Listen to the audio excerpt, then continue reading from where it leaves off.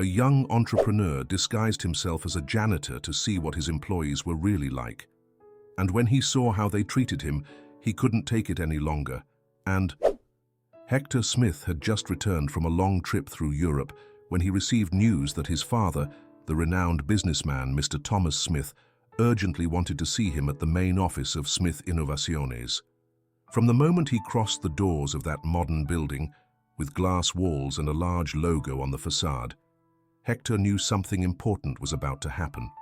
His heart pounded as he walked through the impeccably clean hallways, filled with the soft hum of computers and the murmurs of employees focused on their tasks. Mr. Thomas had founded Smith Innovaciones nearly 30 years earlier, starting with a small workshop in his own garage. Over the years, thanks to hard work, the company had become one of the most prominent technology firms in the region. Many attributed its success to Mr. Thomas's perseverance and vision. He always took pride in his humble beginnings and in having built a family-like environment for his employees.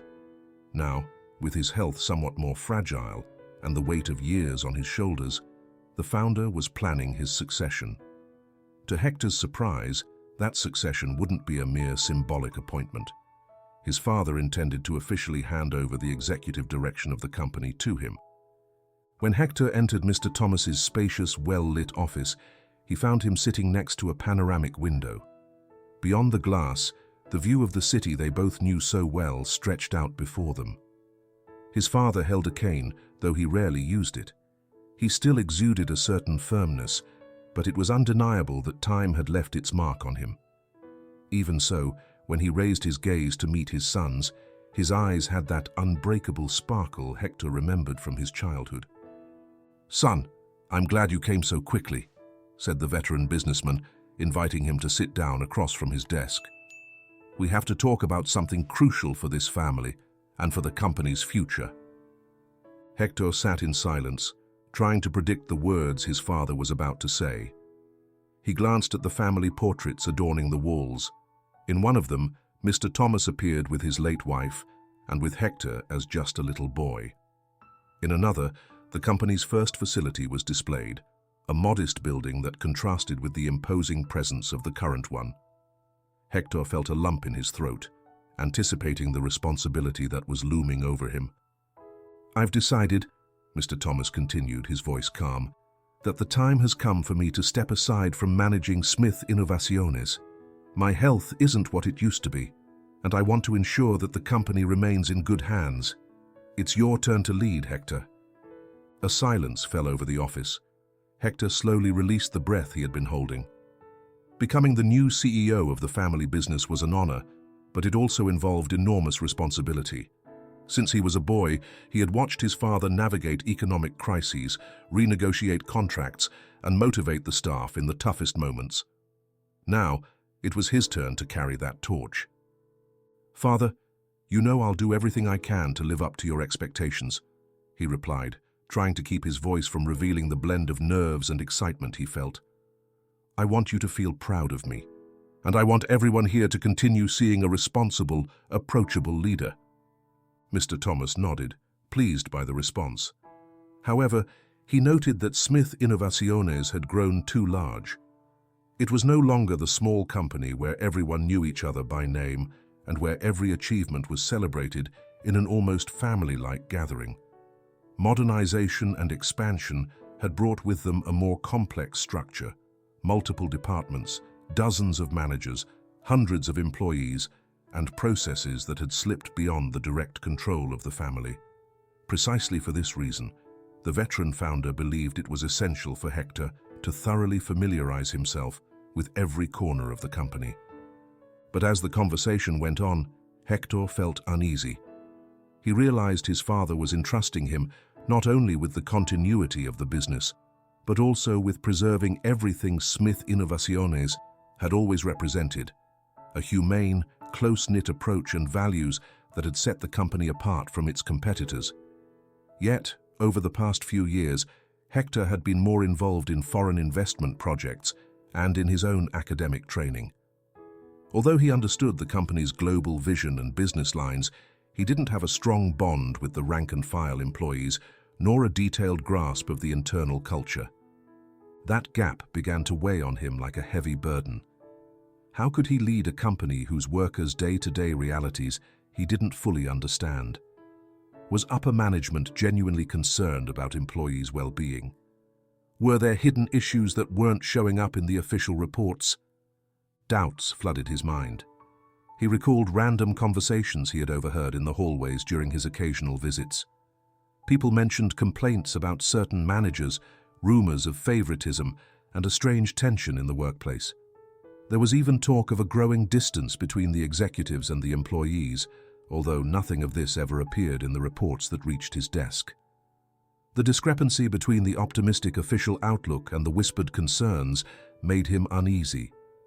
Was he receiving complete information, or was someone filtering out anything but good news at the top? Mr. Thomas sensed his son's confusion and, in a gentle voice, assured him that he could rely on his father's advice. Nevertheless, he pointed out that the company was facing a highly competitive era and couldn't afford costly mistakes. At 30 years old, Hector would no longer be just the young heir. He would have to make tough decisions and face the consequences. That was the true weight of leadership. After that meeting, Hector stepped out onto the adjacent terrace and gazed at the city with its lights and constant bustle. There, alone, he reflected on the road ahead. He felt excited about the challenge, yet also deeply driven by a desire to discover what was really happening day to day within the company. He wanted to know whether the employees still upheld the family values or if rapid growth had caused fractures and resentments. That was when a bold, almost unthinkable idea arose. To gain first-hand insight into the workplace reality, maybe he needed to step down from his pedestal as boss and mingle with the workers in the field itself. That spark of acuity and uncertainty became the seed of what would soon evolve into a secret plan: to go undercover, remain unnoticed, and see how they would treat him if they didn't recognize him as the new CEO. In that initial moment of doubts and determination, Hector began charting a path different from his father's. He was determined not to rely solely on figures and reports. His goal was to directly understand the people and, if he discovered any problems, to fix them with his own hands. With that firm resolve in mind, Hector returned home, wondering how he would carry out such a daring idea. He had little doubt that Mr. Thomas would be furious if he found out, and that many of his close associates would consider such a stunt crazy. Yet the urge to find out the truth and his desire to build an honest relationship with the employees were stronger. Thus ended that day, with the certainty that the new leader of Smith Innovaciones was on the verge of attempting something entirely out of the ordinary. Hector had felt restless since the previous afternoon, when the idea first occurred to him to uncover the truth about the work environment at Smith Innovaciones by posing as a rank-and-file employee. Although part of him wondered if he was going too far with such an extravagant idea, another part felt that this was the only way to unravel the issues he suspected were plaguing the company. Back in his office at dawn the following day, he decided to share the plan with the one person he trusted most at the company, Eva James, his personal assistant. Eva had been working with the Smith family for several years, initially helping with basic administrative tasks and later earning the position of executive assistant thanks to her honesty and thoroughness. She was a woman with a serious demeanor, known for her discretion. When Hector asked her to join him in a private conversation, she carefully closed the door and switched off her cell phone, signaling she was ready for any confidential matter her boss wished to share.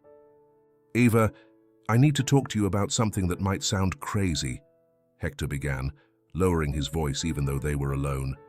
"But I need your help." Eva gave him a curious look. Such an introduction wasn't typical of him. He had always been a straightforward, albeit kind man.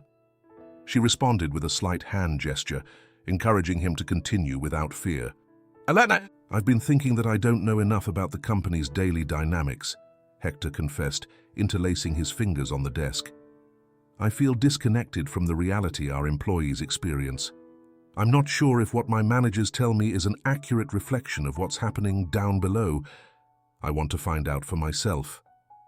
Eva, her brow slightly furrowed, nodded silently. She knew Hector had spent recent years studying and traveling, so his direct contact with staff had been minimal. However, she still didn't fully grasp where his train of thought was leading. "I've decided to disguise myself as a janitor," he finally announced. "I want to work in the company under a different identity, observe the atmosphere, hear the real conversations, and most of all, see how they'd treat me if I were just another ordinary employee. Only then will I know if there are issues being hidden from upper management." His words reverberated in the small office. For a moment, Eva was left speechless, unsure of how to react. She knew Hector's temperament well. If he had set his mind on something so daring, he would likely press forward. Even so, her practical sense compelled her to outline the possible consequences. "Mr. Hector, are you sure about this? It could be very risky. What will Mr. Thomas think if he finds out? Not to mention the employees might feel deceived. Yet I admit, it's ingenious." Hector shook his head, downplaying the difficulties. He was willing to take the risk if it meant achieving his goal of getting closer to the truths that he would never learn while sitting formally at his desk. "I know, Eva, but I trust they'll understand if at some point I have to explain. As for my father, I'm afraid he'll be upset, but I believe that in the end, he'll appreciate the results. I need your help to make it all happen. We can't leave any loose ends." Eva took a deep breath, weighing the request. She usually handled personnel hiring in a straightforward manner, always ensuring the processes were transparent and aligned with company protocols. However, this time, she would have to orchestrate a fictional process, modifying Smith Innovaciones records.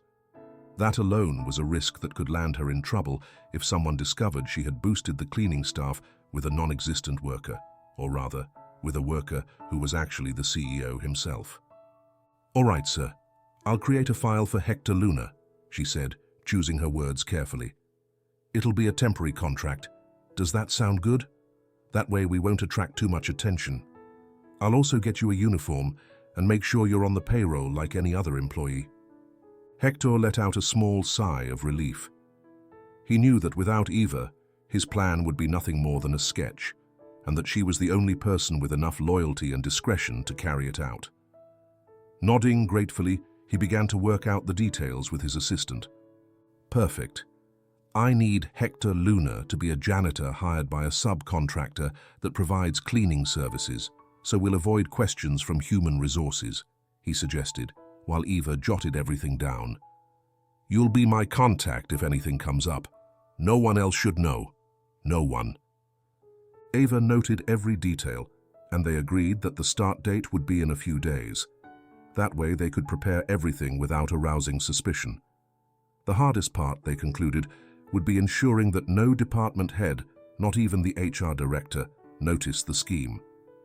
Eva suggested, as a precaution, giving Hector a low-profile assignment, a janitor working rotating shifts, mainly in the mornings, avoiding key offices.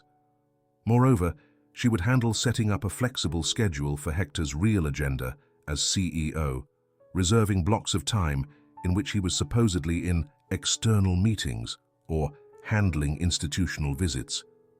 While they fine-tuned the plan, Hector caught sight of his reflection in the large office window. He was wearing an elegant suit, appropriate for his new role as an executive.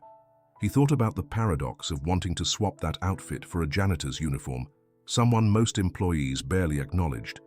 He felt even more resolved, convinced that if he, in his position as leader, did not know the working conditions of those at the bottom, he could never lead justly and effectively. "I won't just stay in my office, Eva. If I'm going to make Smith Innovaciones an exemplary company, I need to understand what happens in every hallway, every corner. Only then will I know who's doing their job well and who's taking advantage of their position. And I'll also find out if there are problems we don't know about." Eva looked up from her notes, noticing the determination in Hector's eyes. Although she worried about the risk of exposing him to rumors and misunderstandings, she also understood his genuine motivation. He wasn't after showmanship or humiliating anyone. His goal was to discover the truth and then use that information to improve the company his father loved so deeply. "I'll support you in whatever you need, sir. I just hope you know that sooner or later this is going to cause a stir. Please, be careful. From now on, in public, you'll have to act like two different people." Hector flashed a conspiratorial smile. He was well aware that juggling life as both CEO and an anonymous janitor would require great skill to avoid being discovered. Even so, the mere thought of seeing his collaborators' honest reactions motivated him. He knew they would be kind, down-to-earth employees who would see him as just another co-worker. He also suspected that certain high or mid-level bosses with questionable attitudes might treat him coldly or disdainfully if they saw him as a subordinate. Precisely that unfiltered honesty was what he wanted to witness. After nailing down the details, Ava and Hector agreed that she would handle everything related to hiring Hector Luna and getting him a janitor's uniform. She would begin with the necessary paperwork, invent a prior work history, and request a restricted access badge typical for cleaning staff. Everything would be filed in a section hardly anyone reviewed, except in very specific cases. When the meeting ended, both walked out of the office with serious expressions. Ava was carrying a folder that mixed routine paperwork with the draft of the fictitious contract. Hector headed to his desk to address some pending matters, feeling a tingle of excitement. He knew the first step had been taken, and that once he began his new role as a janitor, nothing would ever be the same again. In the days that followed, the plan took shape. Ava acquired a navy blue uniform with the logo of the contracted cleaning company and stored it in a distant locker, far from curious eyes. Hector, for his part, adopted the bare essentials of a personal backstory. A guy from another city, looking for a stable job, willing to do the most basic tasks to make a living. If anyone asked, he would say he had only been in town for a few weeks and didn't know anyone there. Finally, everything was ready. The secret plan was underway, and the next step was for Hector Smith, under the name Hector Luna, to show up in the cleaning area on his first day of work. Thus would begin an experience that would test not only his patience, but also the very values that had made Smith Innovaciones great. He would at last discover the true face of his employees, and the outcome of that experiment could change the company's history forever. The first day of work, as Hector Luna, dawned with an air of expectation. Hector got up much earlier than usual, feeling a slight flutter in his stomach. For the first time, he wouldn't be driving his luxury car to the executive's reserved parking lot or entering through the main doors while greeting guards who already knew him. Instead, he boarded a crowded public bus full of people heading to their jobs and then walked to a rear entrance of Smith Innovaciones, the one used by suppliers and cleaning staff. There, he appeared in his navy blue uniform, plain cap, and a discreet ID badge reading Hector Luna, Maintenance and Janitorial. Upon arrival, he encountered Joseph Morales, the head of cleaning, a middle-aged man with graying hair and a genial smile that softened his rugged features. Joseph was holding a bundle of rags and cleaning supplies when he saw the new employee approach. "Good morning, young man," he greeted, extending his hand. "You must be Hector Luna, right?" "Yes, sir," Hector replied, with the kind of nervousness one feels when starting an unknown job. "They told me to report to you for instructions." Joseph let out a hearty laugh, free of any pretense. "Sir, eh? Or, call me Joseph. And don't worry, we're a team here. Come on, I'll show you where you can leave your things. Then I'll give you a tour so you can get familiar with your tasks." Hector followed him, trying to set aside the thought that he was actually the new CEO. He noticed the locker area for the cleaning staff, a narrow hallway with metal lockers, some decorated with stickers. It wasn't the gleaming, modernized area of the main offices, but rather a somewhat neglected space with flickering lights and the lingering smell of detergent. This contrasted greatly with the cutting-edge image the company liked to project. Even so, Hector felt strangely comfortable seeing the camaraderie in that department. Several employees greeted each other with pats on the back and friendly jokes.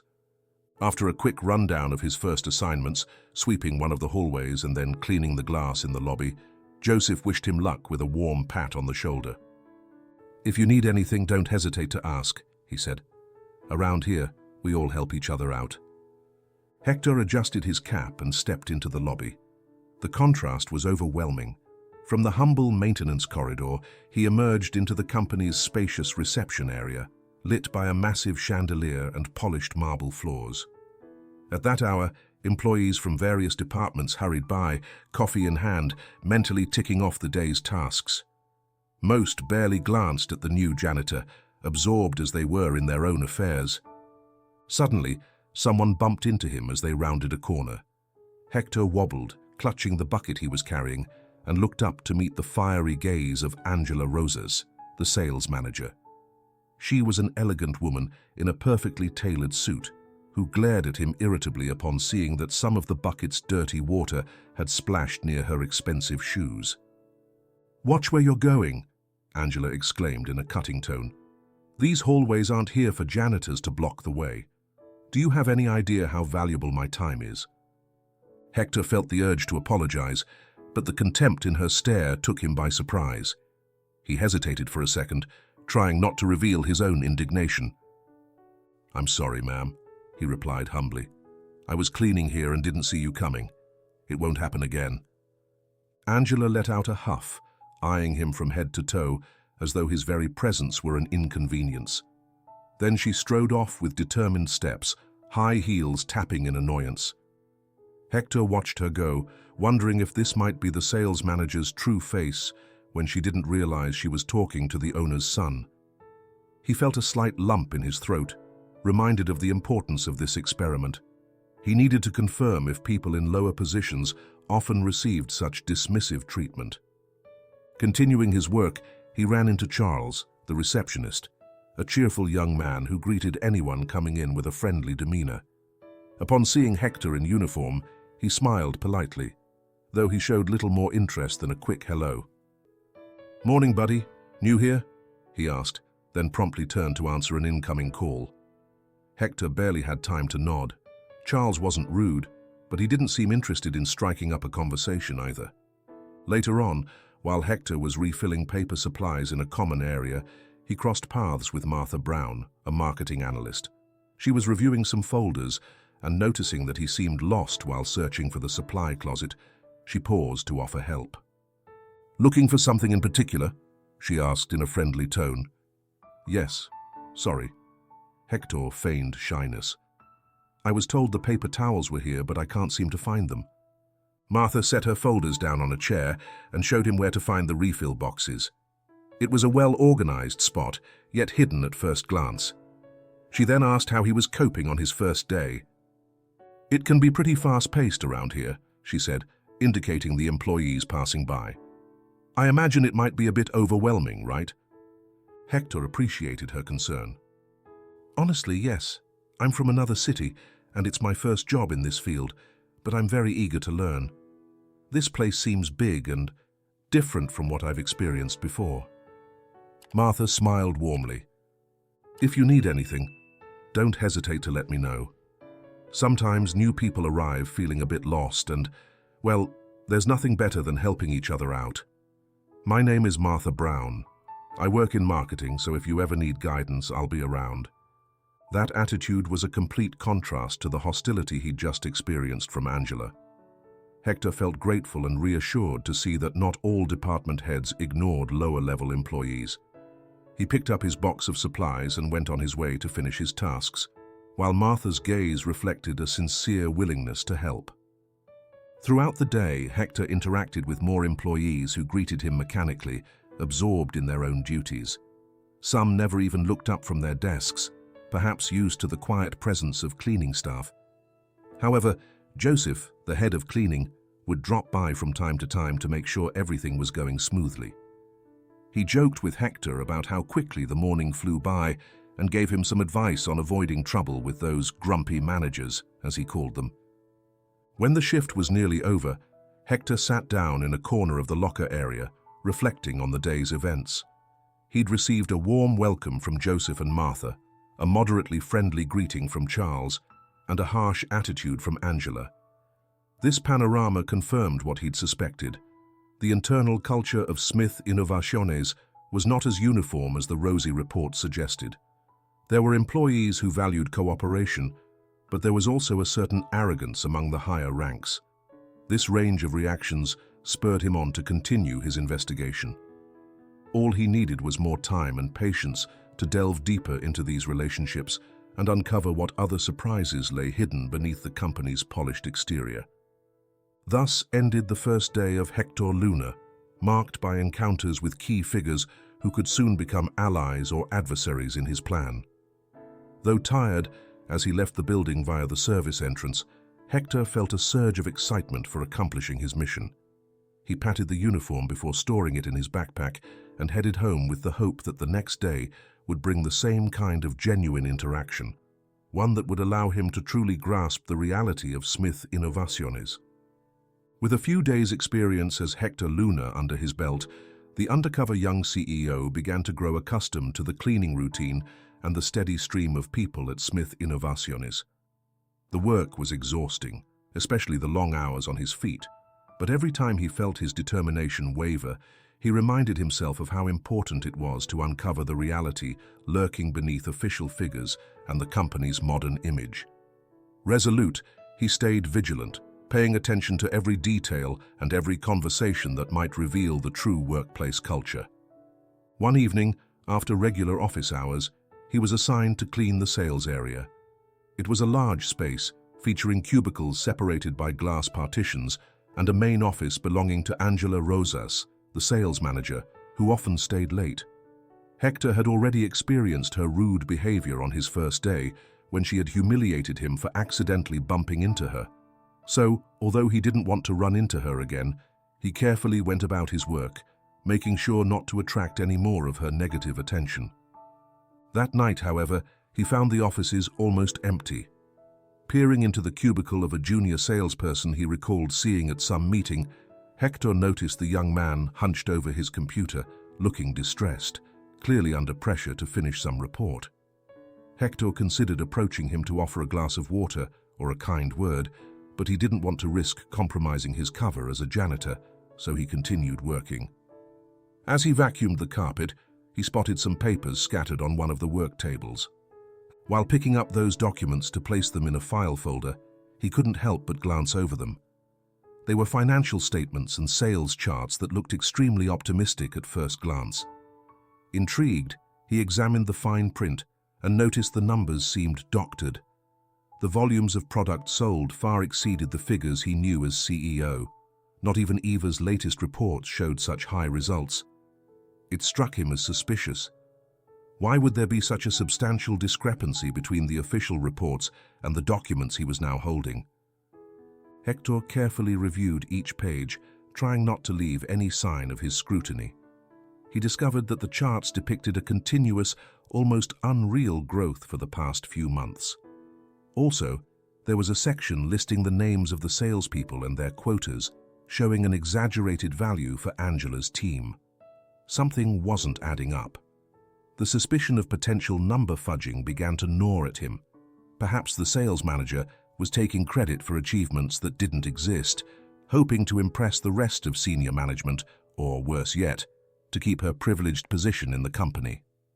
The young CEO felt uneasy, his pulse quickening.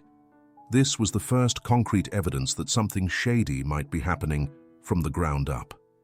He slipped the paper into his uniform, intending to examine it more thoroughly at home.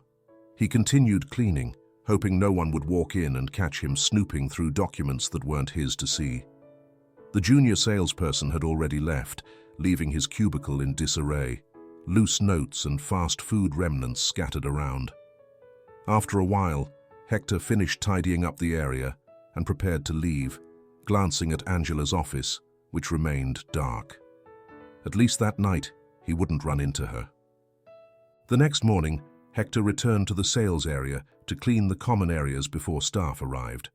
With the document he'd taken still fresh in his mind, he watched how the employees came in looking tense. Someone quietly mentioned there would be a meeting with the manager that day to review sales quotas. Hector was tempted to listen in, but he knew his presence might raise suspicion. He stuck to his job and then stepped away, remaining alert for anything unusual. A couple of hours later, he heard a commotion coming from the conference room near the sales cubicles. Peeking through the small crack in the door, he saw an irate-looking Angela Rosas standing over one of her younger sales reps, berating him with harsh words. Hector recognized him immediately. It was the same young man he'd seen working late the previous night. Now, Angela was accusing him of failing to meet the required monthly quotas, her voice dripping with contempt and filling the rest of the team with unease. "Why on earth haven't you hit this month's minimum target?" the manager asked vehemently. "You're dragging your team's performance down, and I won't let anyone make me look bad." The sales rep, his voice trembling, replied, "I'm sorry. I'm trying to close those deals, but some clients are asking for more time. It's not really up to me." "I don't want excuses," Angela cut him off brusquely. "If you can't make those sales, I'll seriously consider finding someone more competent." Hector watched the scene with a knot in his stomach. The rest of the sales team bowed their heads, too intimidated to step in. This was a public humiliation orchestrated by a boss who was clearly domineering. The young man's face showed shame and despair, while Angela boasted about supposedly exceptional results that, she implied, everyone else should match. It echoed what Hector had discovered the night before. Maybe these lofty goals were grounded in inflated or manipulated statistics. Yet, Angela was brazenly demanding them as if they were completely attainable. When the tirade ended, the sales manager stepped out of the room, striding briskly down the hallway. Seeing her, Hector lowered his head, pretending to be absorbed in wiping a counter. He realized she barely noticed him. She seemed more interested in checking her phone and muttering something about a meeting with upper management. Once the commotion subsided, the sales team dispersed to their cubicles. Hector took the opportunity to approach the conference room, where he found the junior salesperson sitting with his head in his hands. He looked like he was on the verge of tears. Hector hesitated, torn between consoling him and maintaining his distant janitor persona. In the end, he went for a timid approach. "Excuse me," he said softly. "Are you okay?" The young man looked up, obviously uncomfortable being seen in such a state by a cleaning staff member. "Yes, I'm fine. It's just that the boss really gave it to me in front of everyone. I guess that's how it goes around here." Hector wanted to reassure him, but couldn't find the right words without giving himself away. "I just wanted to offer you a glass of water if you need it. Or, if you'd prefer I come back to clean later, that's no problem." The salesperson nodded in thanks and left. Hector remained, thinking about what he had witnessed, a workplace where fear and undue pressure were the norm. It was the total opposite of the values his father always espoused, those ideals of camaraderie and respect that supposedly defined Smith Innovaciones. How many other employees were suffering similar humiliation, too scared to speak out? That night, when he got home, Hector examined the documents he had taken even more carefully. He compared the data with what he knew as CEO. His suspicions only grew stronger. Angela had apparently spent months providing inflated numbers, making her performance appear outstanding. If she was continuing to deceive upper management, the real figures were significantly lower than what the final reports indicated. Worse still, she was subjecting her team to unreasonable pressure to reach those fictitious targets and publicly shaming them if they failed. He scarcely slept at all that night. He wondered how many other lies were being concealed throughout the various departments. How deep did the corruption and unscrupulous ambition of the sales manager run? Could other managers be engaged in similar schemes? Hector felt an internal tension urging him to take action at once, to unmask Angela and protect the employees she appeared to be abusing. But he also understood the need to move carefully and gather solid evidence, otherwise his disguise and plan might fall apart prematurely. With a sigh weighted by determination, Hector made a mental note of his next step. He would continue investigating, trying to gather more proof. The next day, He would once again appear as the same quiet janitor, but this time more alert than ever, keeping an ear out for every conversation, every file, every clue. It was time to face the possibility that Smith Innovaciones, the impressive firm he inherited from Mr. Thomas, was not the spotless institution it purported to be. Worse still, there was a chance that unfair and corrupt practices were emerging within, threatening its founding values. Thus, his silent mission gained a more serious and urgent tone. Those glimpses of darkness in the sales department became a window into a larger problem. The company's future, and that of its workforce, hung in the balance, and Hector had no intention of standing idly by while a false facade of success took root. He would get to the bottom of it, and when the time was right, he would bring the truth into the light. Mr. Thomas Smith had grown used to not setting foot in the company too often over the past few years.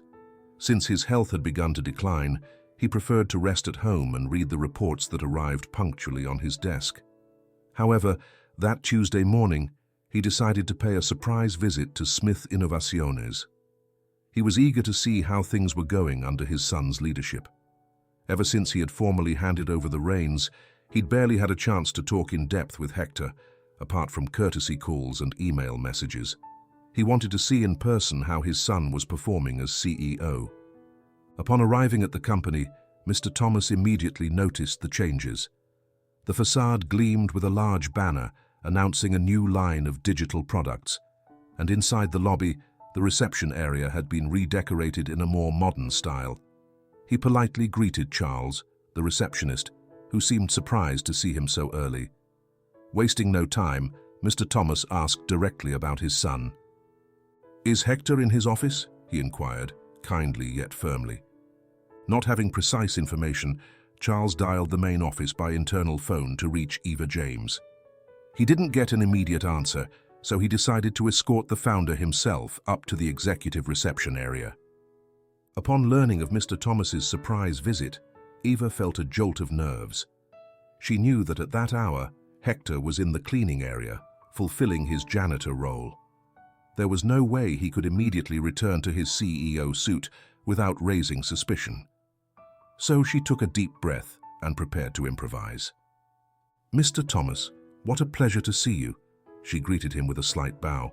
"I apologize. Right now, Hector had to step out for an external meeting. Apparently, there was an urgent matter with an important client."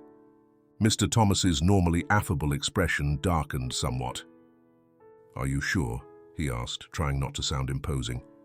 "I came unannounced precisely to go over some pending matters with him. I expected to find him in his office or at least in an internal meeting." Feeling the pressure, Eva offered more details to make her story believable. "Yes, sir.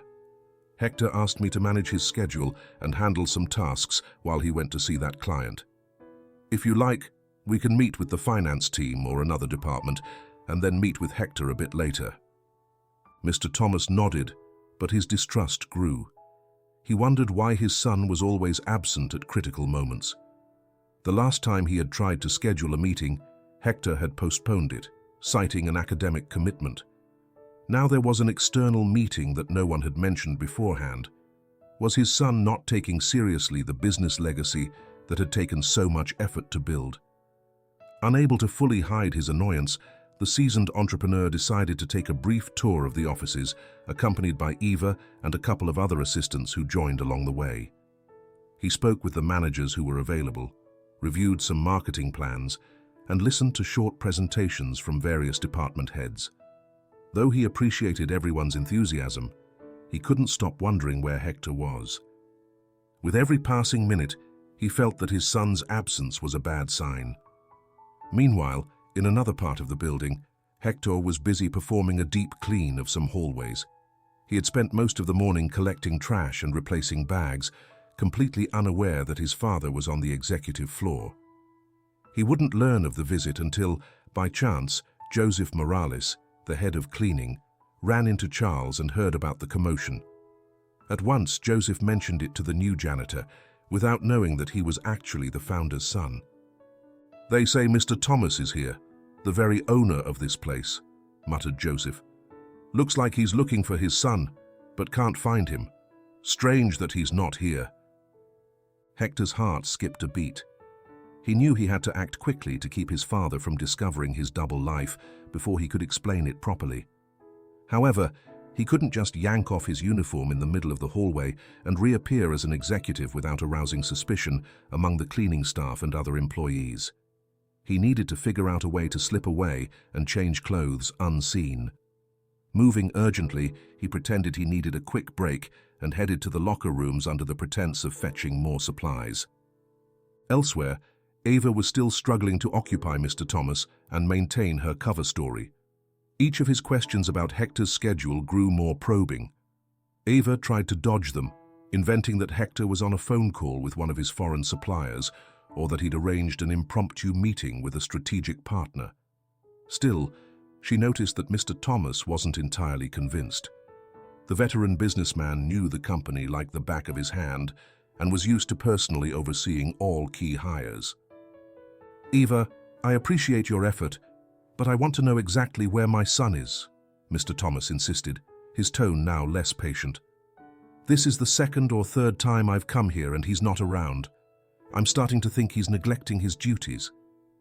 Eva swallowed hard, feeling a knot in her throat. On one hand, she greatly valued the trust Hector had placed in her by confiding his secret plan. On the other, she hated lying to Mr. Thomas, who had always been a kind and fatherly boss. "Mr. Thomas," she said cautiously, "please believe that Hector is working diligently. I know it's hard to see with all his absences, but I'm sure that if you give him a chance, he'll explain the details of his work himself when he returns." Worry shadowed Mr. Thomas's face. He wondered if his son had adopted an irresponsible attitude, disregarding the family legacy. He remembered all the times he spoke to Hector about the importance of sacrifice and honesty. Could his son rise to the challenge? Or was he squandering his time on trivialities, relying on his heir status to shield him from obligations? Meanwhile, Hector hurried to the locker room. Once inside, he changed clothes as quickly as possible. He stashed the janitor's uniform in a hidden locker and threw on a discreet suit he kept there for emergencies. He combed his hair and adjusted his tie, adrenaline still coursing through him. As he stepped out, he tried to go unnoticed by employees who might have already seen him in the janitor's uniform. Fortunately, most were preoccupied with their own routines. Within a few minutes, he made it up to the executive floor. There, he ran into Eva in a hallway, and she breathed a sigh of relief upon seeing him. "I needed you here urgently," she said. "Mr. Thomas doesn't understand your absences. I've had to make up several excuses, but I don't know how much longer I can keep it up." Hector bit his lip, aware of the awkward situation he'd placed his assistant in. "I'm sorry, Eva. I know I'm forcing you to lie to my father, and that's not fair. I promise I'll clear everything up soon. But first, I need to finish this investigation." Just then, Mr. Thomas appeared at the far end of the hallway, accompanied by two managers who were speaking quietly. The moment he saw his son, his expression softened a bit, though the tension remained. "Hector, at last I've found you. Could we talk in your office?" Once inside the office, Mr. Thomas demanded an explanation for his repeated absences. Hector, trying not to tell an outright lie, gave a partial answer. He talked about urgent meetings related to new commercial strategies and his desire to better understand the company's inner workings. However, he avoided bringing up his double identity. Mr. Thomas listened with a thoughtful expression, still not entirely convinced. The founder's concern kept growing. He worried his son might be incapable of running the company. Meanwhile, Eva stood quietly by, feeling immense pressure for her role in the secret. Eventually, Mr. Thomas left, unable to hide his dissatisfaction. Before going, he warned Hector that he would return soon to keep a closer eye on things. "I hope your projects are truly important, son. Smith Innovaciones can't afford to have a phantom executive." Left alone, Hector could feel the family tension rising. His father was on the brink of complete distrust, and Eva was bearing the burden of upholding the ruse. This heightened the urgency to achieve real results and expose the internal issues before Mr. Thomas made any drastic moves. Hector took a deep breath, aware that time was running out. He had to hurry and gather solid proof to steer the company back on course or risk losing everything. Leonard Nard. Leonard had earned his reputation at Smith Innovaciones through order and meticulousness. As the Director of Human Resources, it was his responsibility to ensure that every hire followed the company's protocols. So when he reviewed the quarterly employment reports one morning, something jumped out. The recent hiring of a janitor named Hector Luna just a few weeks earlier, with no clear references or complete file. This inconsistency wouldn't have been particularly alarming if not for the ongoing absence of the brand new CEO, Hector Smith, whom Leonard also rarely saw at the office. That same afternoon, Leonard shut himself in his office to pore over the records. In the digital database, he found Hector Luna's file. It contained only scant notes and an address that sounded like a temporary residence. Looking into his work history, Leonard saw only mentions of minor roles in unremarkable companies. This was a very incomplete profile compared to the stringent hiring standards Smith Innovaciones typically upheld, even for cleaning staff. He started wondering who had authorized the hiring of this janitor and why they hadn't followed the usual verification process. Without delay, he summoned Eva James to his office. Eva arrived nervous, sensing that Leonard, with his inquisitive nature, would soon suspect the odd coincidence of Hector's absence and the recent addition of Hector Luna. When she walked in, Leonard shut the door and invited her to sit in a chair opposite his desk. For a few moments, he kept silent, maintaining a firm, unwavering gaze on her. "Eva, I need your help clearing up some details," Leonard began, reining in his impatience. "There's a new janitor at the company, Hector Luna, about whom I can barely find any info. Plus, I'm concerned that Hector Smith hasn't been around for several key meetings. Do you know anything about that?" Eva clung to the folder she was carrying, trying to hide her anxiety. She had known Leonard for a while and knew he was sharp, not easily fooled. Clearing her throat, she replied in a guarded tone. "It's a temporary hire we made through the cleaning subcontractor," she explained. "We recently had an unexpected vacancy and needed to fill it urgently. As for Hector Smith, he's been dealing with external matters involving new clients. I'm sure he'll be around the office more often soon." Leonard frowned. The explanation didn't sound entirely convincing, but he didn't yet have the evidence to refute it. Still, he pressed on. "Then why don't I have any record of those external dealings in the official schedule? All trips or meetings are supposed to be logged. Also, I'd like to know why we have no solid references for this Hector Luna. Eva, if something's going on with the CEO, it's my duty to know. You, as his assistant, should understand that better than anyone." Eva shrugged, feigning a look of puzzlement. She knew that each lie dragged her deeper into Hector's plan, and the weight of it all wore on her. Even so, she stayed firm. "I understand your concern, Leonard, but sometimes those last-minute contacts don't get recorded in detail. I'm sure Hector himself can explain everything once he's back from his obligations. Really, there's nothing shady about hiring this new janitor." Leonard kept quiet, studying every word Eva uttered.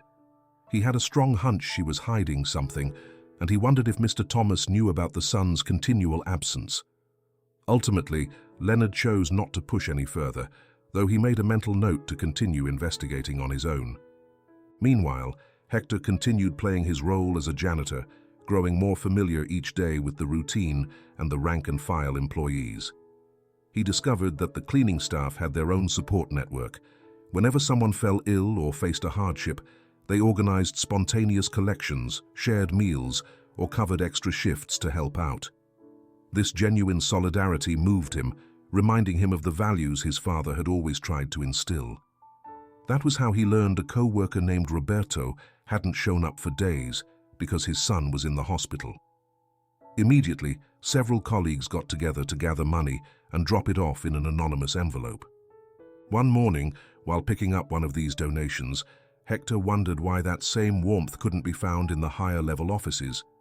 He remembered Angela Rosas's hostile demeanor and the extreme pressure in the sales department.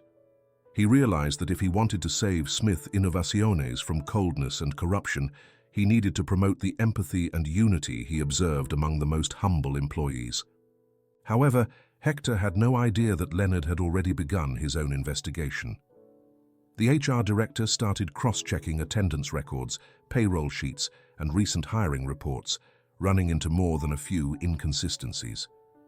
He jotted each discrepancy down in a notebook, thinking of confronting Eva, or possibly even Mr. Thomas, if things got too murky. He sensed that Hector Smith's extended absence and the mysterious hiring of Hector Luna were not mere coincidences. Meanwhile, Angela Rosas kept up her schemes, doctoring reports, pushing her team with impossible quotas, and trying to keep the real sales numbers under wraps. The atmosphere in her department grew more tense, and some salespeople whispered about the possibility of an internal audit. Unbeknownst to them, these threads of intrigue were intertwining. Leonard's suspicions, Eva's reluctance to keep up the facade, and the looming fraud in sales pointed toward an imminent climax. That afternoon, Leonard passed through the cleaning area, pretending it was a routine inspection.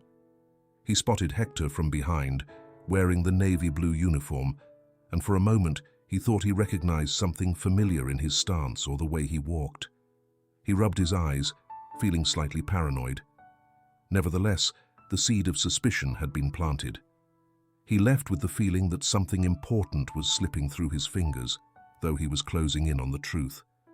Hector, meanwhile, had no idea how close Leonard was to uncovering his secret. He left at the end of his shift, convinced the next few days would be critical for gathering more evidence on Angela and any other issue undermining the corporate culture. But he hadn't counted on the fact that Leonard was on the trail of his double identity, and that soon his two worlds, the janitors and the CEOs, were about to collide. With every step, the tension mounted. Hector's plan was moving forward, yet Mr. Thomas's impatience and Leonard's keen eye were like a ticking clock on his shoulders. Before long, the ruse would be threatened by reality, and it remained to be seen if the young businessman was prepared to face the consequences of his risky gamble. The day started out normally at Smith Innovaciones. Hector, in his janitor role, arrived early as usual, ready to continue his cleaning routine and his discreet inquiries. At the same time, employees began trickling in, corridors filled with hurried footsteps, and the usual murmur of conversation echoed at every turn. Nobody imagined that within minutes, a dangerous situation would arise, testing the character and true nature of everyone working in the company. Around mid-morning, the lights in the sales hallway began flickering. The cleaning crew, including Hector, noticed the bulbs getting brighter and dimmer until a spark from one of the side panels revealed a short circuit. The smell of something burning drifted through the air, alarming employees in nearby areas. In a matter of moments, the building's electrical system began to fail. Computers shut down, dim emergency lights flickered on, and tension rippled through the environment. The first big problem showed up with the elevators. One by one, they froze between floors, trapping the occupants inside. Among them were Hector and Joseph Morales, the head of cleaning, along with an accountant who, unfortunately, suffered from claustrophobia. In the elevator's faint emergency light, the accountant panicked. He began breathing heavily, sweating, and banging on the doors, calling for help. "Stay calm. Try not to lose it," Hector said, doing his best to keep his voice steady. Joseph attempted pressing the emergency button, but it seemed to be out of order. Together, they took turns trying to calm the distressed accountant. Hector, showing a composure uncharacteristic of someone supposedly new on the job, leaned down to fiddle with the emergency intercom. "We'll get out of here," he promised. "I'm going to see if there's a way to reach security or the technicians." When there was no immediate response through the intercom, Hector asked Joseph to use his cell phone. However, reception was spotty inside the elevator.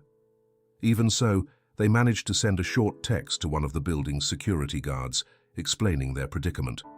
With every passing second, the claustrophobic employee's breathing grew more labored.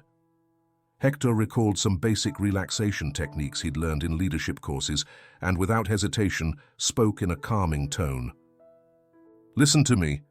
We need you to take a deep breath and count to 5. We're with you. You're not alone. Before you know it, those doors will open." Those words, along with Joseph's reassuring presence, steadied the accountant enough to avoid a worse crisis. Meanwhile, in the hallways, Martha Brown and Charles realized that several co-workers were stuck in other elevators with no way out. They took the initiative to organize everyone. Martha used her phone to call the fire department and electrical system technicians. Charles guided people toward the emergency exits, directing them to the safe stairways. "Please don't run. Remain calm," Charles repeated, trying to release his own anxiety through clear instructions. "We'll evacuate via the stairs. No pushing, no shouting." While all this was happening, Angela Rosas, the sales manager, emerged from an impromptu client meeting that had been cut short by the blackout. Furious at the interruption, she complained about the building's lack of functionality. Seeing that she couldn't use the elevator, she grabbed her purse and hurried down the stairs, ignoring employees who were confused or trapped. When someone asked for her help to free a co-worker on an upper floor, she didn't even pause to listen. "I'm sorry, I don't have time for this," she muttered coldly, checking her expensive watch. "I have a business appointment and can't be late." Rather than offering assistance, she chose to leave, abandoning her team to fend for themselves.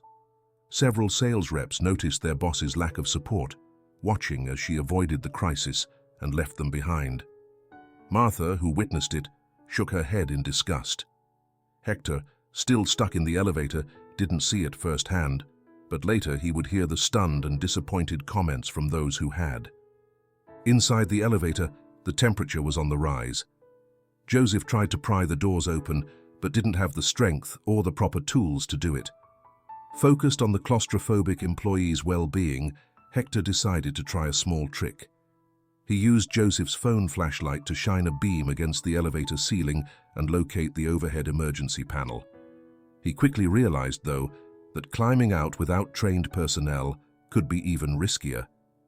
"It's not safe to force the hatch without knowing what's up there," he said firmly. "We'd better wait for external help." Though tension mounted, his composure was reassuring. From time to time, Hector repeated words of encouragement. "We're in touch with security. They'll open the doors sooner or later."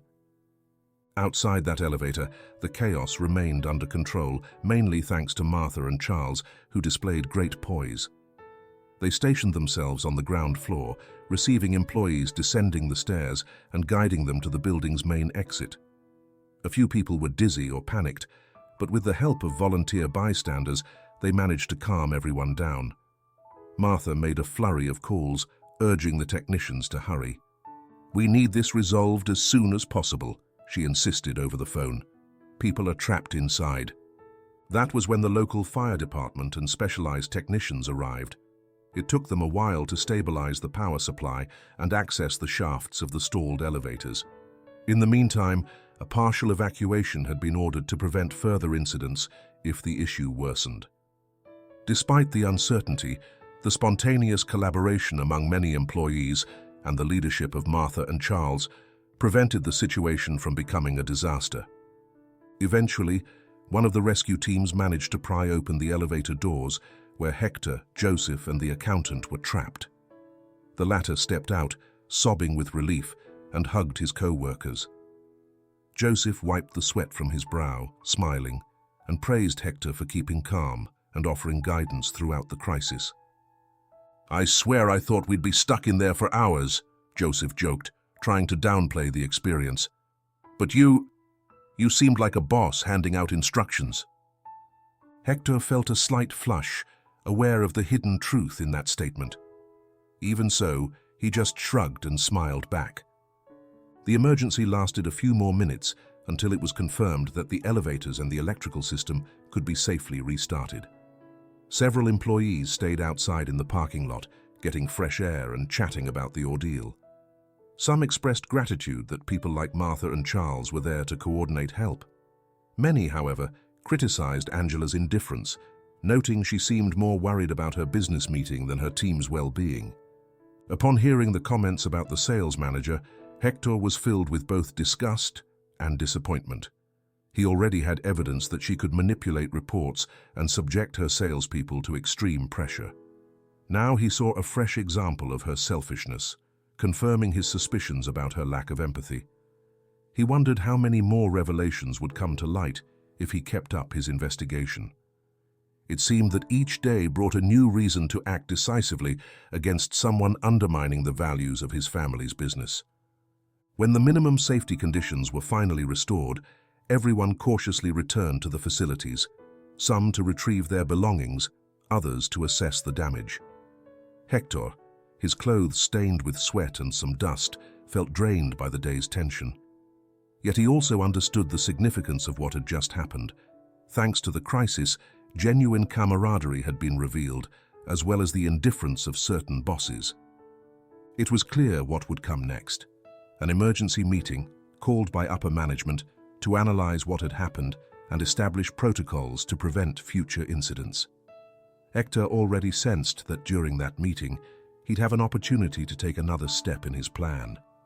After all, with the building still shaken by the blackout and everyone's response to it, maybe this crisis would serve as a catalyst, forcing the true nature of each employee, whether supportive or self-serving, to come to light. Although exhausted, Hector looked around and noticed faces like Martha's or Joseph's, reflecting a sense of teamwork. He also saw reproachful looks toward Angela's behavior. That was when he realized the hour of truth was drawing near. The next stage, an emergency meeting in which senior management would gather to address recent events. And he, still hidden behind the identity of Hector Luna, would have to decide when and how to reveal the truth. It was a huge risk, but it was also the best chance to alter Smith Innovaciones' direction. The day after the electrical crisis, Smith Innovaciones awoke to an atmosphere of expectation.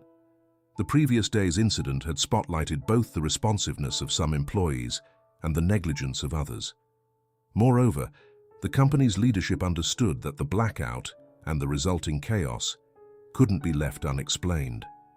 They needed to evaluate what had malfunctioned, how the evacuation had been handled, and above all, who should be held accountable. Thus, the morning was filled with service notes, meeting emails, and confirmation of an emergency general assembly for early that afternoon. Formally headed by Hector Smith, though almost no one had seen him assume his role as CEO, the management team summoned department heads and other key figures within the organization. Eva James, her brow furrowed, rearranged the schedule and sent out notifications, aware that the tension built up over the past few weeks was finally about to burst. When the clock struck the appointed hour, the main conference room filled with whispers and anxious faces. Mr. Thomas arrived looking stern, leaning on a cane he rarely used in public. He felt, with a hint of discouragement, that his son Hector was nowhere to be seen. By his side stood Leonard, the director of human resources, who kept his eyes on the door, convinced there was something suspicious about the new janitor's movements and Hector's ongoing absence. Angela Rosas took a seat at one end of the table, checking messages on her phone, clearly impatient. Other managers and directors murmured about the building's recent events, some praising the bravery of those who had helped during the emergency, others lamenting the absence or selfishness of certain leaders. Ava, pale with tension, approached Mr. Thomas to explain that the meeting would begin in a few minutes and that Hector was supposedly arriving any moment now. The veteran businessman let out a skeptical huff, folding his arms impatiently. "I haven't been able to reach my son since this morning," he muttered, shaking his head. "I'm starting to think maybe he isn't taking this crucial meeting seriously." However, just as Eva was about to offer another excuse, the conference room doors opened and Hector walked in, wearing the navy blue janitor's uniform. His appearance brought an abrupt silence. Joseph Morales, also invited in his capacity as the head of cleaning, froze when he saw Hector enter with cap and apron. Angela frowned, baffled as to why a cleaning employee was intruding on a management meeting. Leonard straightened in his seat, his heart pounding. That image confirmed many of his suspicions. Hector took his place at the center, locking eyes with those present. He drew a deep breath and, with a calm gesture, removed his cap to fully reveal his face. Then, in one firm move, he unfastened the apron and set it on the table. A wave of astonished chatter rippled across the room. Some people put their hands to their mouths, unable to believe what they were seeing. A few didn't recognize him outright, but others certainly knew him as Mr. Thomas's son. "Good morning," Hector said in a clear voice. "For those of you who don't know me or haven't seen me lately, I'm Hector Smith, the CEO of this company." Eva felt her throat tighten, relieved that the truth was finally out. Mr. Thomas, his eyes wide, stood with the help of his cane. His expression was a mix of surprise, disbelief, and a certain indignation. Leonard watched without blinking, reconfirming that Hector Luna and Hector Smith were indeed the same person. Joseph, dumbfounded, recalled how that kind, helpful janitor had calmly guided them during the elevator crisis, working side by side with the rest of the cleaning staff. Hector paused, letting the impact of his revelation settle over the attendees. Then he addressed his father. "Father, I know this is shocking, but please allow me to explain why I did it. I wanted to discover firsthand how things really work day to day at Smith Innovaciones. I had a feeling that in many respects, reality wasn't as you believed, and I confirmed it." Mr. Thomas, still in shock, opened and closed his mouth before managing to speak. Meanwhile, Angela tried to regain her composure, lowering her gaze to hide her confusion. Leonard, wearing a grave expression, leaned forward, anticipating at last the answers he'd been seeking for weeks. "I've been working as a janitor these past few weeks," Hector continued. "I've witnessed admirable behavior and also utterly disgraceful conduct. I saw how many colleagues stand by each other when someone is sick or going through a tough time. I also witnessed the coldness and even cruelty of certain bosses who don't hesitate to humiliate those who depend on them." From her seat at the far end of the table, Martha Brown leaned back, recalling how she had helped that timid new janitor without suspecting he was actually the company's CEO. Charles Chaos, near the door, ran his hands over his face, stunned by this astonishing turn of events. Hector then looked directly at Angela, who kept her head down. "During yesterday's emergency, many of you showed great camaraderie and leadership. I want to publicly thank Joseph, Martha, Charles, and everyone who stayed behind to organize the evacuation. Meanwhile, certain individuals left the building without a second thought for their team, prioritizing some supposed external commitment. That behavior does not reflect the values of the company my father founded." The words hung in the air. Angela swallowed hard, sensing the eyes trained on her. She said nothing, but her cheeks burned with either anger or contained embarrassment. Mr. Thomas caught the clear reference to the sales manager and immediately understood that something very serious lay beneath her facade of professionalism. Leonard seized the moment to speak up. "Hector, this explains a great deal. Your absences, the hiring of Hector Luna. I understand you wanted to discover the company's real environment, but do you realize the risks you took?" Hector nodded, aware that his strategy could have badly damaged his credibility. Even so, he recalled the evidence he had gathered concerning altered figures in sales and decided to raise the subject. "I know I took a big risk, Leonard, and maybe I overstepped certain formal procedures, but I don't regret it, because I've uncovered irregularities that threaten Smith Innovaciones' future. Just look at what's going on in the sales department." Angela clenched her fists, her gaze defiant. For an instant, everyone's focus shifted to her, sensing the tension. Joseph, from his spot, felt he was witnessing a historic moment for the company, one that would permanently change internal relations. "There are signs that the figures being reported don't match reality," Hector went on. "I've found documents pointing to possible fraud or, at the very least, data tampering to justify absurdly high sales targets." Everyone needs to understand that I will not tolerate deception or corruption." Eva shifted in her chair, relieved to see Hector confronting the situation head-on. She was certain this moment marked the culmination of weeks of tension and secrecy. Mr. Thomas, his voice trembling, tried to speak.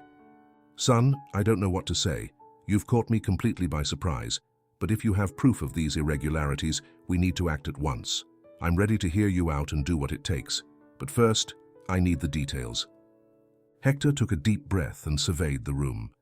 He knew that, in this instant, he had upended the entire company structure, and that his credibility hinged on the solidity of the information he could present. The collective surprise slowly shifted to anticipation, and on some faces, he could see approval for his courage, while on others, like Angela's, he read distrust and contained anger. "I don't plan to fix everything here and now," he concluded, standing taller. "But there's no turning back. Those who have abused their positions will have to face the consequences. I assure you, this is only the beginning of a cleanup and restructuring process that Smith Innovaciones needs."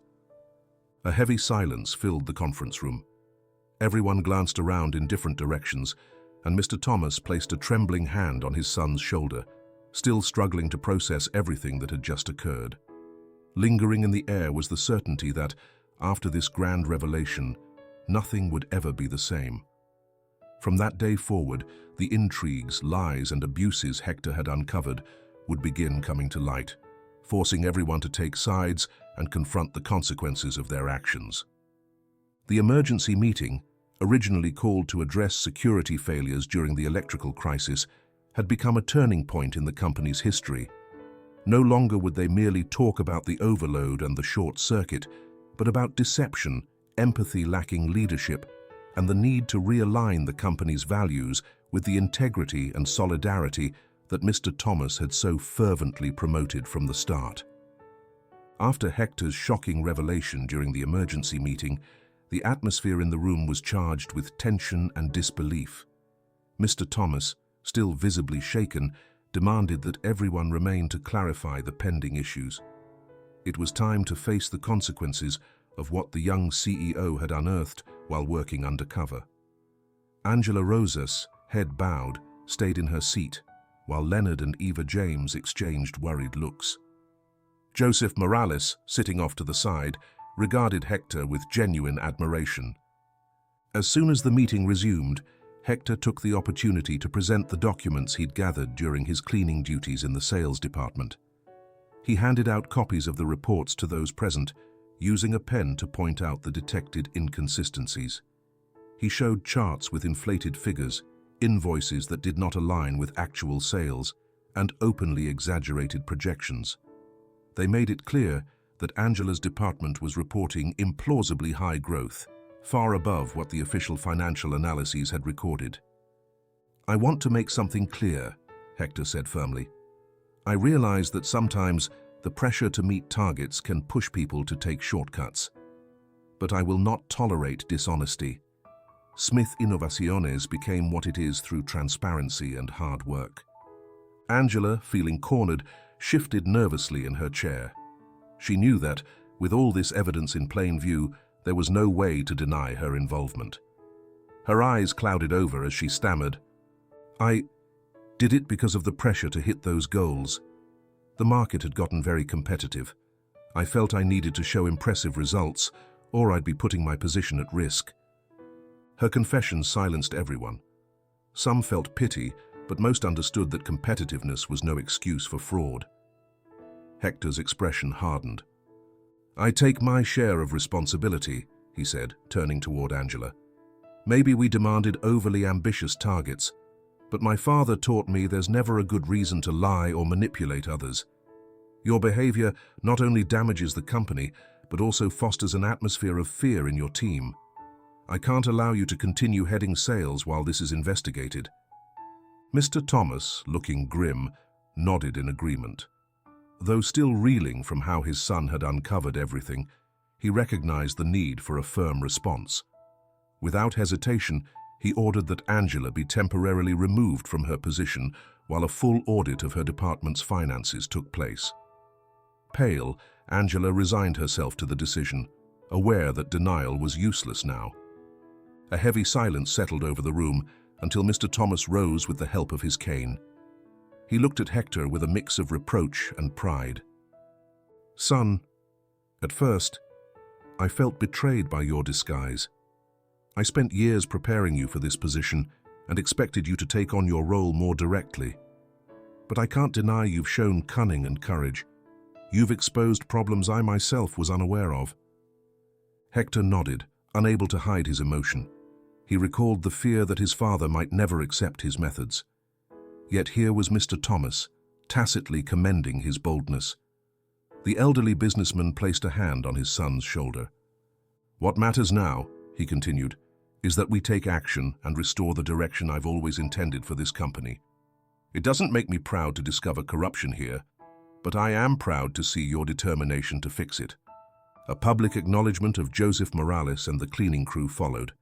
Hector asked them to remain a few minutes longer, even if they normally wouldn't attend such formal executive meetings. Turning to Joseph, he said gratefully, "Joseph, thank you for your loyalty and for welcoming me so kindly when I was Hector Luna. I learned so much from you and your team. By not judging me based on my appearance or my position, you showed me what true camaraderie is." Joseph, jaw slightly ajar with surprise, placed a hand on his chest. Never had he imagined that the young janitor was actually the CEO, and even less that he would now be publicly thanked. Hector looked at the other members of the cleaning staff and added, "I want to recognize you as well. Without your daily work, this company couldn't function. I've seen how you show solidarity when a co-worker is ill and how you support one another. From now on, we'll seek to improve conditions in every department, and your voices will be heard." Those words prompted applause and sighs of relief. Several employees who had participated in the evacuation efforts during the blackout, like Martha Brown and Charles, were also praised. Hector announced that he would work with human resources to develop an incentive program for those who truly embodied Smith Innovaciones culture. This recognition, he clarified, isn't just a symbolic gesture to look good. It's the sign of real change. We need a fair and transparent work environment, and I'm counting on everyone here to make that happen. A murmur of approval spread through the room. Mr. Thomas, satisfied, watched his son deliver a speech that to many reflected the spirit with which he'd founded the company. Meanwhile, Leonard approached Hector, shaking his hand in a show of support. Though Hector's methods hadn't been entirely orthodox, Leonard acknowledged that exposing wrongdoing might justify certain irregularities along the way. Ava, for her part, felt a massive weight lift at seeing the secret plan concluded without her loyalty being called into question. The deception she had maintained for so many weeks had been difficult, but now she understood that her efforts had been worth it. The company was heading toward a necessary renewal. And so, with Angela removed from her position pending the audit, Mr. Thomas reconciled with his son, and special recognition given to exemplary employees, Smith Innovaciones began taking concrete steps to return to the honesty and closeness that had always been its hallmark. Hector knew there was still plenty to do. They needed to reform procedures, create safe channels for reporting issues, and most importantly, rebuild trust between management and employees. However, for now, the burden on his shoulders felt lighter. With the authority of his position, and now the legitimacy gained by having lived the day-to-day life of his workers, Hector was ready to lead true change. He had risked it all for the truth and gained invaluable experience, finally feeling like the leader his father had hoped he would become. As people left the room with hopeful expressions, Hector shook Joseph's hand warmly. In the cleaning supervisor's gaze, he saw a new respect, forged through shared experiences. Outside, Ava reminded him of the many pending matters on his schedule, but this time they both knew there would be no more masks or lies. The real challenge was only beginning, to rebuild the company from its foundations, guided by the humility Hector had learned while donning a janitor's uniform. The next morning, sun lit Smith Innovaciones' offices with a renewed energy. A fresh sign at the building's main entrance announced, Restructuring in progress. After the shocks of the previous days, Hector Smith used the early hours to call together the department heads and a large portion of the staff for a general assembly. He wanted to outline the new transparency policies that, he hoped, would change the course of the family business. "Today marks the start of a new phase," he declared from a makeshift podium in the lobby. "I've ordered the implementation of regular internal audits to prevent any kind of fraud or data tampering. At the same time, we'll set up an anonymous reporting channel where any employee can report irregularities or mistreatment without fear of reprisal." Those gathered showed a mixture of relief, hope, and a healthy curiosity about how far Hector would go to put the company on track. Amid the crowd, Martha Brown applauded quietly, pleased. Her work in marketing, always marked by honesty, had been recognized during the crisis, and now Hector wanted her to join a special committee that would oversee sales and other departments. "Martha, I need people like you, committed to integrity, in this new structure," Hector had told her earlier that day, handing over a folder of preliminary information. "You and other honest employees will have the power to inspect and review the targets we set and how we aim to reach them." Martha accepted, feeling a tingling thrill. She knew it wouldn't be easy. With Angela Rosas temporarily removed following the sales fraud, there was a big gap to fill in reorganizing teams and processes. Still, the sense of justice outweighed the difficulties. As the assembly concluded, Mr. Thomas watched his son from the side, a nostalgic gleam in his eye. He recalled the era when he had founded the company in his old garage with a small amount of savings and a lot of perseverance. He had always believed that success required not just innovation, but also treating every worker with dignity. Although the company had grown enormously, he worried sometimes that those values had been lost. Now, seeing Hector's determination to restore them, he couldn't help but feel proud. "Hector, I'd like to talk to you in the office for a moment," said Mr. Thomas once the assembly ended. Inside the office, father and son sat facing each other. Floor-to-ceiling windows offered a panoramic view of the city, and two family photos adorned the walls, one from the early years of the company and another of the Smith family at an awards ceremony. Hector felt his father's gaze, heavy with mixed emotions. "I know I didn't approve of your methods," Mr. Thomas began softly. "But you've proven you have the nerve and the willingness to take risks for Smith Innovaciones' sake. I no longer doubt that the family legacy is in good hands." Hector leaned forward, a lump in his throat. "I did it because I care about people, Father. I didn't want the company to become a soulless numbers factory. Maybe I should have told you sooner, but I felt I needed concrete evidence so as not to disappoint you more." Mr. Thomas shook his head, offering a gentle, understanding smile. "You've given me a lesson, my boy. Sometimes good old common sense works better than grand strategic plans. The key still lies in our people." After a firm handshake, Mr. Thomas stood with the help of his cane and walked over to the window. Hector joined him in silence, and for a few minutes, they both looked out over the tranquil city. The scene reflected their reconciliation and a promise to continue working side by side, renewed in trust. Later, Hector's farewell with Joseph Morales took place in a moving moment in the employee break area. Hector had brought 2 cups of coffee and waited for Joseph to finish his morning routine. The head of cleaning showed up in his pristine uniform, slightly unsure about such an informal invitation. "Joseph, thank you for everything you taught me," said Hector, handing him a cup. "In those weeks undercover, I learned more than I would have in months of meetings." Joseph, blushing, took the coffee, still uncertain how to address the man he had so recently seen as just another janitor. "I only did my job," he mumbled. "Honestly, it never occurred to me you were the new CEO. You treated me with humility and respect from the start, and that says a lot about you." Hector tapped his cup against Joseph's in a small toast. "Humility is exactly what I need to keep as a leader. Thanks to you and the rest of the cleaning team, I learned that a true boss doesn't keep a distance from his people. He's willing to get his hands dirty when necessary." Those words marked the end of one learning cycle and the beginning of a new era, one in which lower-level employees would no longer be invisible and in which upper management would see their work as indispensable. Over the following days, the company embarked on its renewal phase.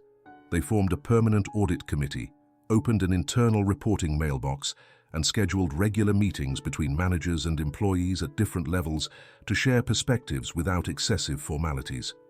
Leonard pledged his support for this transformation, promising to design fairer, more transparent talent management policies. The work environment, still in the process of healing, began to show its first signs of change. Employees started voicing their concerns more confidently. Hector Smith became a figure of approachable leadership, a young man who had managed to step into the shoes of the most humble worker. Although not all problems would vanish overnight, there was a widespread feeling that a decisive step had finally been taken toward the company Mr. Thomas had always envisioned, innovative, honest, and grounded in humanity. Thus, Smith Innovaciones embarked on a new era, with more committed directors and a work atmosphere striving to grow ever healthier. Traces of deceit and arrogance still lingered in some corners, but change had already begun, and with it came the opportunity for every individual, from the ground floor to the top levels, to help reinforce the culture of respect and collaboration that defined the company's true spirit. The story of how a young entrepreneur disguised himself as a janitor to uncover the truth would remain etched in collective memory as a lesson in humility. The first major step had been taken, and although the path toward complete transparency would be long, the resolve of those who made up the Smith family showed that, with honesty and closeness, it's always possible to build something genuinely great. And that concludes our story. Thank you for joining us on this journey filled with surprises and lessons. If you enjoyed it, give us a like and subscribe for more inspiring content. Until next time.